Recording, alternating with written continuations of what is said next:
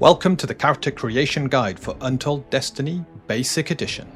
Creating a character for our Basic Edition is simple and quick, designed to get you up and running within about 15 minutes. We start, as always, with having an idea of the character you wish to create. I'm thinking of an elf ranger. Check with your GM about which method of rolling attributes is being used at the table, standard or traditional. Standard creation involves rolling 4d6 and dropping the lowest. You do this 6 times and allocate them to the attribute of your choice. Traditional creation involves rolling 3d6 and allocating the result to your strength. Repeat again for dexterity, constitution, intelligence, wisdom, and charisma. Traditional is used for the creation of normal people who've been thrust into the adventuring life, creating a more challenging game. We will be using the standard creation method. Without further ado, let's get rolling. Not bad. In order, we have a 17, 15, 13, 12, 11, and an 8. As an elf, we have adjustments to our attributes. Elves tend to be more dexterous and intelligent than average, whilst not being as hardy. To reflect this, they get a +1 bonus to their dexterity and intelligence attributes, and a -1 to their constitution attribute. They are medium-sized, like you and me. They have normal and long vision, being able to see things in the distance as though they were close. This will make our ranger excel in the wilderness, being able to see over those great distances and hopefully spot trouble before it spots us. They have 50 feet of movement when they take a swift action to move. They get elf senses, a boon on surprise tests, and when searching for secrets or anything that is hidden. They get elf sight, the ability to see aether, being able to cast detect aether and not need to worry about focusing on it. Finally, they get resistance to aether damage. Whenever we take aether damage, we reduce it by half. Now is a good time to put in our attributes. We want to be great with a bow, so dexterity is a must. And we rely on divine spells, so wisdom is also important. Constitution is probably the next most important attribute. Let's go with a strength of 11, dexterity of 17, constitution of 13, intelligence of 8, wisdom of 15, and a charisma of 12. After our adjustments for being an elf, we will have an 11, 18, 12, 9, 15, and 12. We are incredibly dexterous, very wise, and average in the rest. Let's have a think about our character's background, what they did whilst they were growing up and before they started adventuring. This will provide specialized knowledge you can use during the game, like knowledge of the surrounding area if you were a pathfinder, or a deep understanding of earthworks and structural reinforcements in underground passageways if you were a miner. The additional benefit for choosing a background is being able to increase the proficiency rating of one of your attributes by 1d20, so long as it does not take it above 3d20. Your proficiency rating reflects how much training you have in using that attribute in a meaningful way.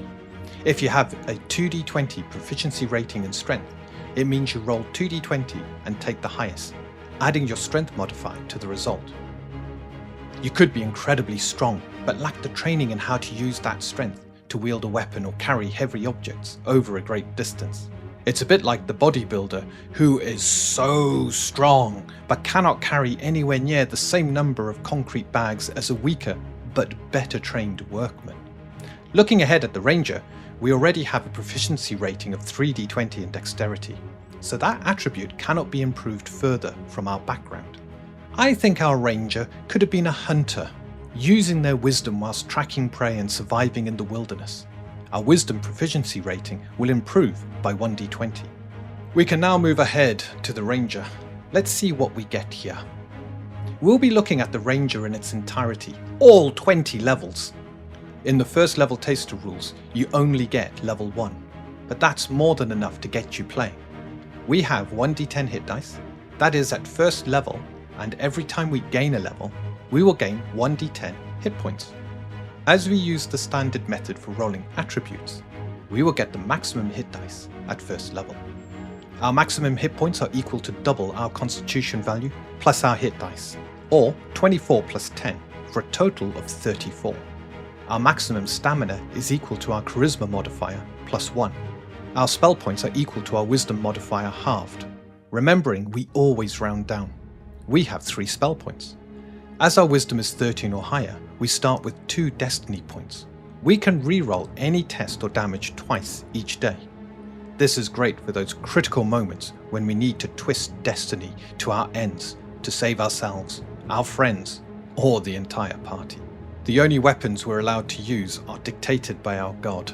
We can wear any light or medium armor and use light or medium shields.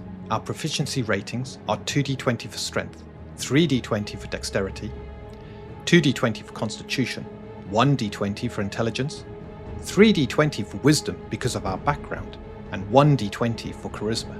We're not that great at utilizing our intelligence or charisma. That must have been all that time in the wilds away from civilization. We can now look at our first level abilities.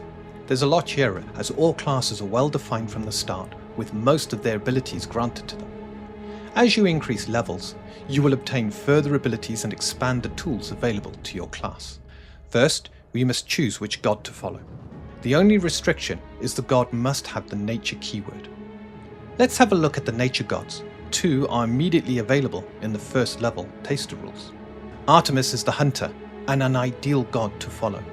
We can use any blades, projectiles, spears, and unarmed weapons. Perfect. We do not get access to the special abilities of Artemis, as that is for clerics only. We must also keep to the tenets of the god. We must not kill the beasts of nature for sport. Once any hunt is started, it must be completed, and the pursuit must end in the escape or capture of our quarry. We must respect life and the land, including our own.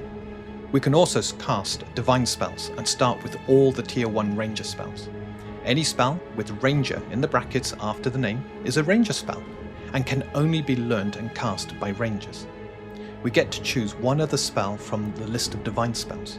We will also use wisdom for spell casting tests. We start with nature's stealth, true strike, and vicious weapon. For the final spell, let's select entangle. Restricting our foes when using a bow will allow us to pepper them with arrows whilst they struggle against the grasping vines. We also get to choose one martial feature. This will be a difficult decision as they're all great. I think we will go for double shot. It's cool to knock 2 arrows and let them fly at their targets. Finally, we get to choose 2 wilderness survival features. Another tough choice. Let's go with tracking and uncanny senses.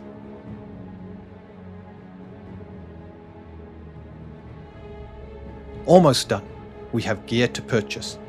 Looking at our starting money, we roll 5d10 and multiply by 20 pennies. We rolled, only getting a 23.